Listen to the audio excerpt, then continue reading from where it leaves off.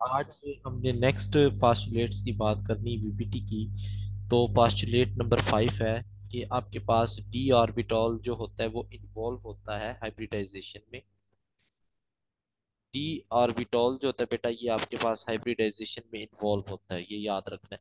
अब डी जो होता है ये दो तरह का हो सकता है, एक को आप कहते हो इनर डी ऑर्बिटॉल और एक को आप बोलते हो आउटर डी ऑर्बिटॉल।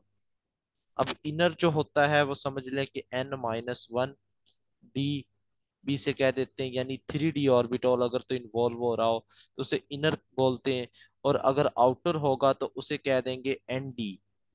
ठीक है जी। और ये 4D यूजुअली इन्वॉल्व होता है इसमें।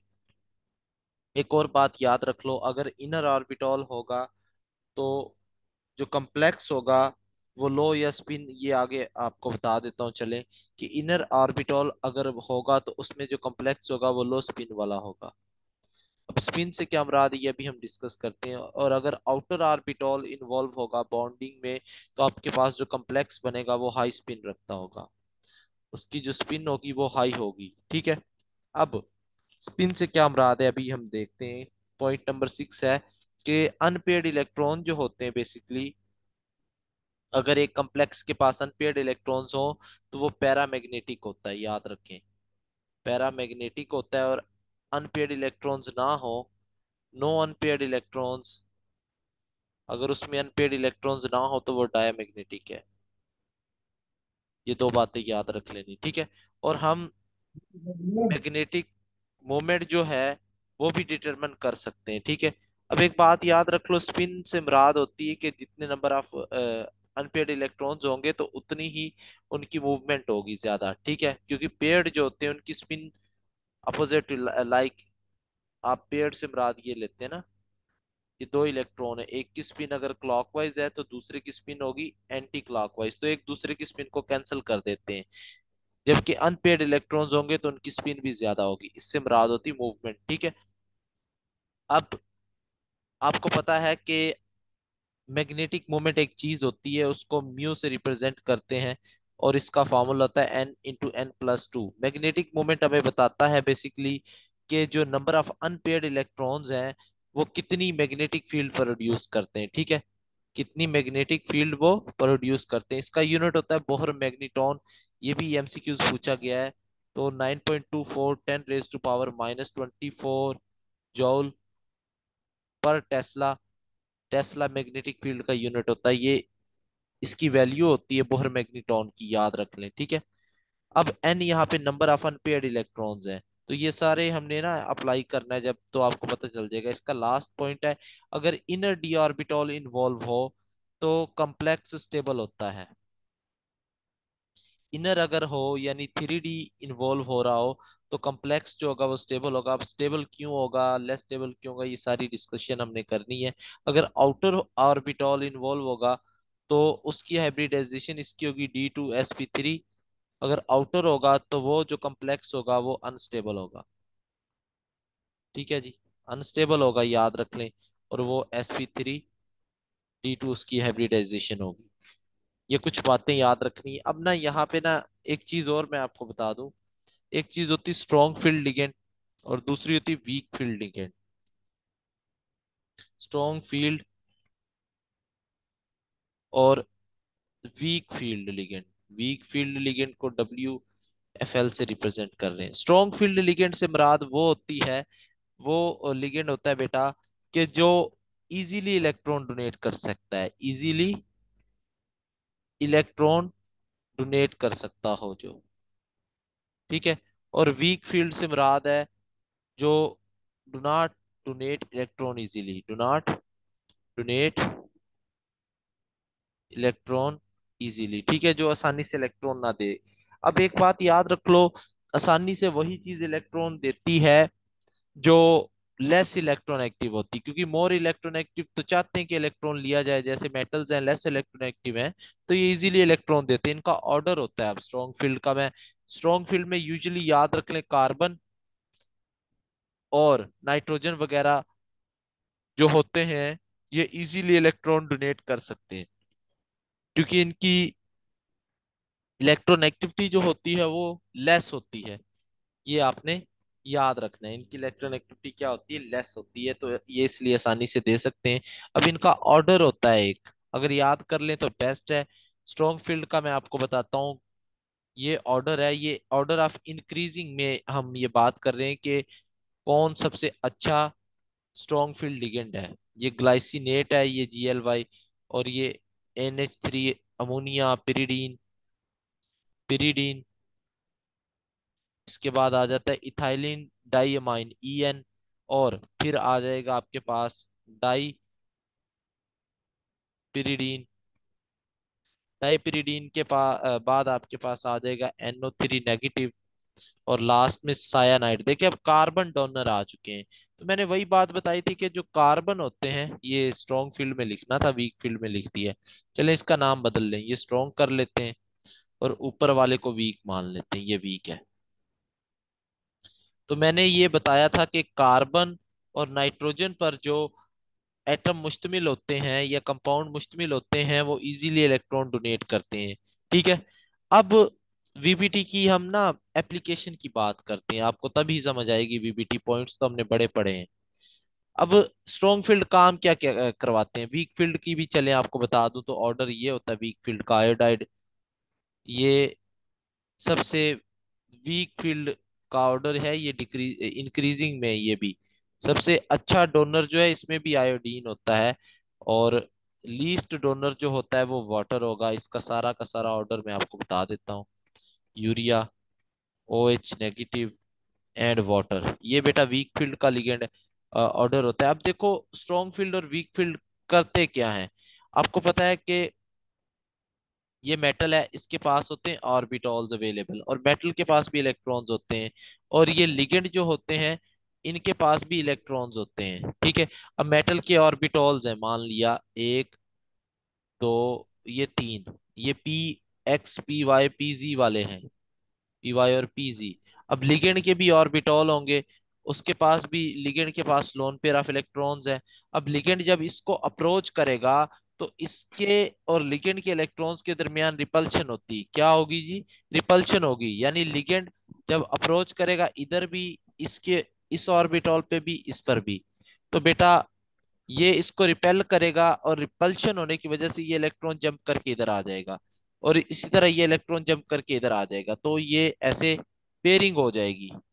तो स्ट्रॉन्ग फील्ड लिगेंड एक्चुअल में रिपल्शन काज करवाते हैं, और और उस रिपल्शन की वजह से इलेक्ट्रॉन्स की पेयरिंग हो जाती है।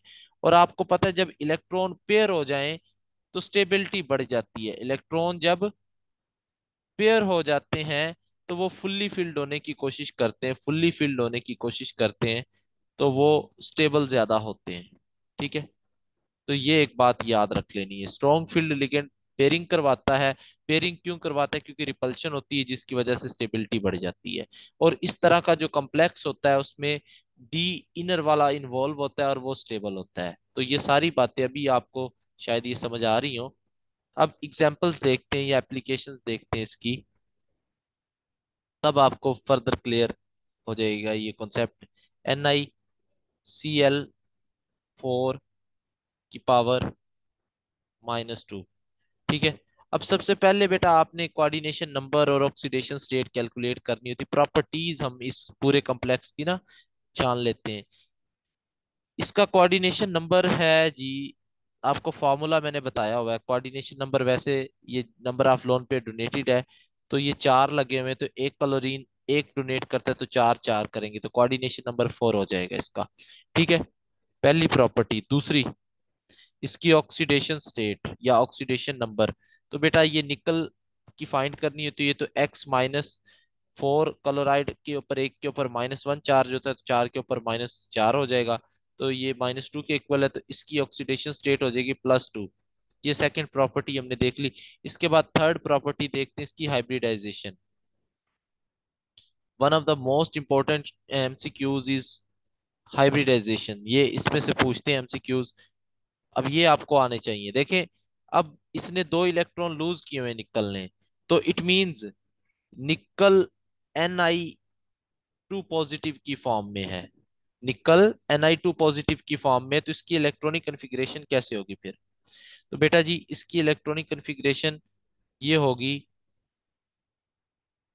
ये इसके पास पहले सब में आपने सिंगली पेयर्ड अनपेयर्ड इलेक्ट्रॉन्स रखने होते हैं, हंड्स रूल के अकॉर्डिंग सब में एक एक इलेक्ट्रॉन आएगा। ठीक है।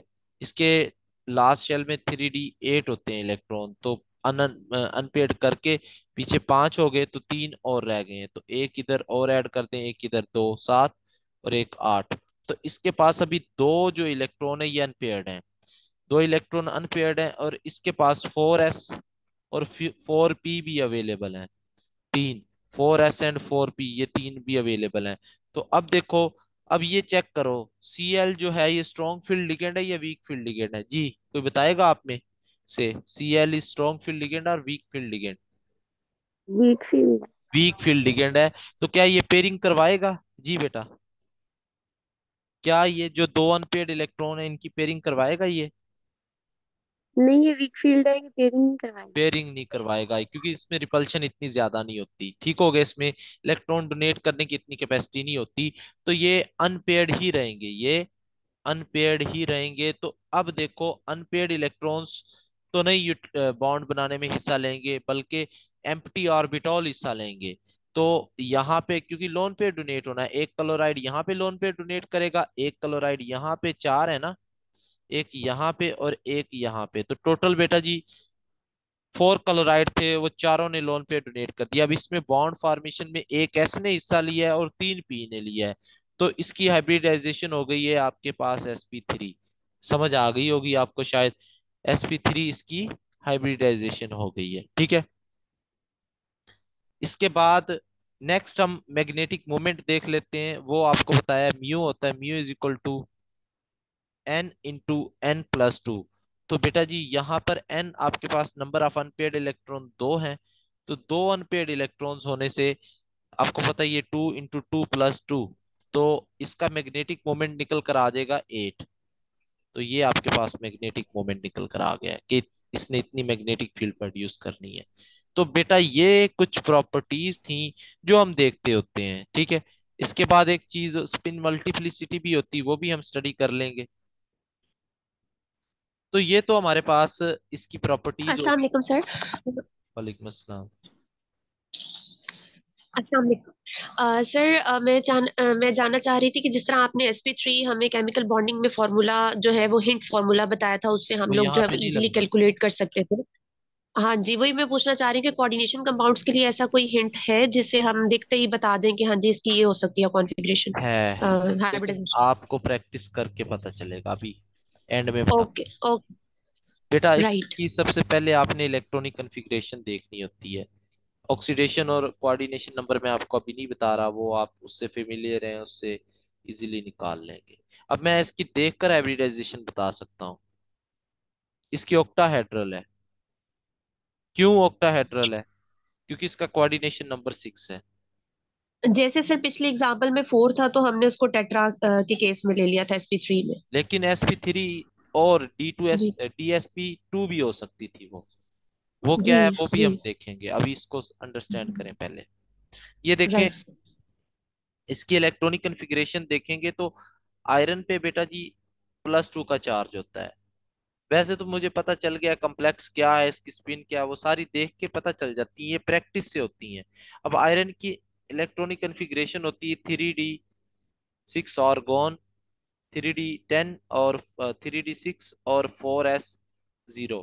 तो इट मीन्स इसके डी में 6 इलेक्ट्रॉन्स हैं। पहले सिंगली फिल्ड करेंगे हंट रूल के अकॉर्डिंग, वन वन इलेक्ट्रॉन सब में आएगा, 5 हो गए। एक इलेक्ट्रॉन और इसमें ऐड करते हैं, अब इसमें 4 अनपेयर्ड इलेक्ट्रॉन्स है। अब आप बताएं, cyanide is a week field ligand और स्ट्रॉन्ग फील्ड लिगेंड? जी बताएं। Strong field. Strong field strong. Ligand है, तो ये क्या करेगा, इसको उठाकर इधर फेंकेगा और इसको उठाकर इधर फेंक देगा, तो ये पेयरिंग काज करवा देगा। इट मींस ये भी पेयर हो गए और ये भी पेयर हो गए। तो यहाँ पे बेटा जी आपके पास एम्प्टी ऑर्बिटॉल बच गए हैं। ठीक है। अब ये जो एम्प्टी ऑर्बिटॉल होते हैं ये बेसिकली हिस्सा लेंगे, क्योंकि ये डी इनर इन्वॉल्व हो रहा है, 3d है ना, इनर डी है। इसके बाद आपको पता है 4sp होता है और 4p भी होते हैं, ये तीन भी। तो अब 6 टोटल है हमारे पास साइनाइड, एक यहाँ पे साइनाइड लोन पे डोनेट करेगा, एक यहाँ पे, बाकी 4 यहाँ पे कर देंगे। तो इसमें एक तो दो डी हो गए इन्वॉल्व और एक एस हो गया और तीन पी, तो D2sp3। तो ये ऑक्टाहेड्रल ज्योमेट्री होती है। आपको बता दूं, ये इसकी ज्योमेट्री है। Fe, Cn, Cn, Cn और Cn और Cn, ये ऑक्टाहेड्रल ज्योमेट्री होती है। इसमें ये जो होता है, ये अबव द प्लेन होता है, ये बिलो द प्लेन होता है। बाकी चारों के चारों जो होते हैं वो इन प्लेन होते हैं, यानी प्लेन के अंदर आ रहे होते हैं। ठीक है। अब एक यहाँ पे फॉर्मूला और देख लें, स्पिन मल्टीप्लिसिटी। स्पिन मल्टीप्लिसिटी क्या होती है? मल्टीप्लिसिटी, स्पिन मल्टीप्लिसिटी बेटा जी ये बताती है कि number of possible orientations, number of possible orientations, यानी कितनी ओरिएंटेशंस एक न्यूक्लियस ले सकता है, उसे कहते हैं उसकी स्पिन मल्टीप्लिसिटी। ठीक है। ओरिएंटेशन से मुराद होती है कि लाइक ये आपके पास एक एटम है ऐसे, अब ये अपने आप को रोटेट करके ऐसे कर लिया, ये एटम फिर ऐसे हो गया, इसको कहते हैं ओरिएंटेशंस। ठीक है, कि कितनी वो ओरिएंटेशन ले सकते हैं, तो उसे कहते हैं स्पिन मल्टीप्लिसिटी। अब इसका फॉर्मूला होता है आपके पास 2s+1। एस जो होता है यहाँ पे वो आपको बताता है अनपेयर्ड इलेक्ट्रॉन्स। एस बताता है अनपेयर्ड इलेक्ट्रॉन्स कितने हैं। तो यहाँ पे तो 0 इलेक्ट्रॉन्स थे अनपेयर्ड, 2 × 0 + 1, तो अब ये सिर्फ और सिर्फ वन ओरिएंटेशन ही ले सकता है। ठीक है। वन अनपेयर्ड इलेक्ट्रॉन होगा तो याद रखो, वैसे एक बात याद रखो, जो स्पिन होती है ना एक इलेक्ट्रॉन की, वो आपको पता होना चाहिए 1/2 होती है। अनपेड एक अनपेड इलेक्ट्रॉन की स्पिन होती है 1/2, और दो अनपेड इलेक्ट्रॉन हो जाएंगे तो उनकी हो जाएगी 2 × 1/2, उनकी 1 हो जाएगी। ठीक है। अगर तीन होंगे तो 3/2 हो जाएगी। तो ये याद रख लेना है आपने। ठीक है। इसके बाद मैग्नेटिक मोमेंट इसका 0 है, क्योंकि इसमें अनपेड इलेक्ट्रॉन्स ही 0 हैं। अब थर्ड एग्जांपल करते हैं। PtNH3 twice and Cl2। अच्छा जी, इसमें अगर आप चेक करो तो ऑक्सीडेशन स्टेट जो है +2 निकल कर आएगी प्लेटिनियम की। तो यहाँ पर हम बात करें कि प्लाटिनियम के इलेक्ट्रॉनिक कन्फिग्रेशन प्लाटिनियम 2 की होगी आपके पास 3d8 4s0 एंड 4p0। ये इलेक्ट्रॉनिक कन्फिग्रेशन होगी। अभी इसको बनाकर देखते हैं, 1 2 3 4 और 5। अब पहले सिंगली फिल्ड करेंगे, सब में 5 इलेक्ट्रॉन्स पूरे हो गए, फिर एस खाली रह गया और पी। बेटा यहाँ पे आपके पास दो तरह के लिगेंड है, एक ये वीक फील्ड लिगेंड है और ये स्ट्रॉन्ग फील्ड लिगेंड है। जब भी ऐसा केस हो कि एक वीक फील्ड लिगेंड हो और दूसरा स्ट्रॉन्ग फील्ड लिगेंड हो, तो आपने अकॉर्डिंग टू स्ट्रॉन्ग फील्ड काम करना है। ठीक है। तो स्ट्रॉन्ग फील्ड ने पता है आपको पेयरिंग काज करवानी है, तो ये टोटल 8 करने हैं ना, अभी तो 3 रहते हैं, तो और ये 8 हो गए। अब इसने पेयरिंग करवानी है तो ये वाला इधर शिफ्ट हो जाएगा। तो अब इसके पास ऐसे आ गया जी, दो यहाँ पे 4 और 6 और 2 8। अब यहाँ पे आप देखो कि इसके पास एक तो डी बच गया है और एक एस बच चुका है और 3 पी बच चुके हैं। तो टोटल लिगेंड कितने हैं? 2 और 2 4। तो यहाँ पे एक लिगेंड जो होगा वो यहाँ पे आ जाएगा, Cl का लगा लें, और एक यहाँ पे लगा दें, और एक NH3 यहाँ पे आ जाएगा और एक NH3 यहाँ पे। तो इसकी हाइब्रिडाइजेशन में एक डी इन्वॉल्व होता है, एक एस होता है और दो पी होते हैं, तो हम लिख सकते हैं DsP2। अब यहाँ पे आपने ये गलती नहीं करनी थी। अब कोई बंदा कंपाउंड देखकर बता सकता है कि इसकी हाइब्रिडाइजेशन क्या होगी, DsP2 होगी या sp3? जी, एनीवन? मैं मैं आपको आइडिया देता हूँ। देखो, जब कोऑर्डिनेशन नंबर 4 हो, तो आप ये देखा करो कि लिगेंड जो अटैच है वो स्ट्रॉन्ग फील्ड है या वीक फील्ड है। और 90% केसेस में अगर स्ट्रॉन्ग फील्ड अटैच होगा तो उसकी जो हाइब्रिडाइजेशन निकल कर आती है वो sp3 होती है, dsp2 होती है। और अगर वीक फील्ड होता है तब उसकी हाइब्रिडाइजेशन होती है sp3। ये आपको एक ट्रिक बता दी है, लेकिन कोशिश कर लें, ये कोई 30 सेकंड का काम है। और बाकी इसकी प्रॉपर्टीज आप खुद से कैलकुलेट कर सकते हैं। नंबर ऑफ अनपेड इलेक्ट्रॉन्स इसमें 0 है। अब लिमिटेड वीबीटी भी देख लेते हैं कि वीबीटी की लिमिटेशंस कहाँ पे हैं और वीबीटी कैसे लिमिटेड होती है। लिमिटेशंस ऑफ वीबीटी, ये तो वीबीटी की एग्जांपल्स हमने स्टडी की हैं। तो आपके पास है, ये आज चैप्टर मैंने आपका एंड करवाना है, मतलब कि वीबीटी मैं खुद से पढ़ा रहा हूँ और जो आपके पास क्रिस्टल फील्ड थ्योरी है वो उसके आपको लेक्चर्स प्रोवाइड हो जाएंगे, क्योंकि कल आपकी क्लास नहीं हुई थी। अभी देखें टाइम बहुत ज्यादा हो गया और हमारे सिर्फ 3 चैप्टर हुए हैं। नेक्स्ट हमने स्पीड लगानी है और काम हमारा बहुत ज्यादा है। तो कॉपर आपके पास है जी, ये 3d10 और 4s1 इसकी इलेक्ट्रॉनिक कन्फिग्रेशन होती है। और इसकी ऑक्सीडेशन निकालें तो ये निकल कर आएगा 3d9 and 4s0 and 4p0। ठीक है, 3d9 में आपके पास क्या होगा, 1 2 3 4 5, 2 इलेक्ट्रॉन, यहाँ पे भी 2 इलेक्ट्रॉन, दो और दो और एक बच जाएगा। ठीक है, अब यहाँ पे 4s और ये 4p, 4s एंड 4p। अब बेटा यहाँ पे अगर आप टोटल देखो तो ये स्ट्रॉन्ग फील्ड लिगेंड है। ये क्या है, ये स्ट्रॉन्ग फील्ड लिगेंड है। और आपको मैंने एक बात बता दी है कि जब भी स्ट्रॉन्ग फील्ड लिगेंड होगा तो DsP2 हाइब्रिडाइजेशन होगी अगर उसका कोऑर्डिनेशन नंबर 4 हो। कोऑर्डिनेशन नंबर 4 हो तो उसकी जो हाइब्रिडाइजेशन निकल कर आएगी वो क्या होगी, स्ट्रॉन्ग फील्ड लिगेंड की वजह से DsP2 होगी। लेकिन यहां पर आप देखोगे तो हाइब्रिडाइजेशन इसकी sp3 निकल कर आ रही है। तो VBT इस सिंगल इलेक्ट्रॉन को एक्सप्लेन नहीं कर पाती कि ये इलेक्ट्रॉन किधर करें। एक्चुअल में ये इलेक्ट्रॉन फिर शिफ्ट होगा इधर, इसी वजह से बाद में ये इलेक्ट्रॉन यहाँ से खत्म होगा यहाँ पे आएगा।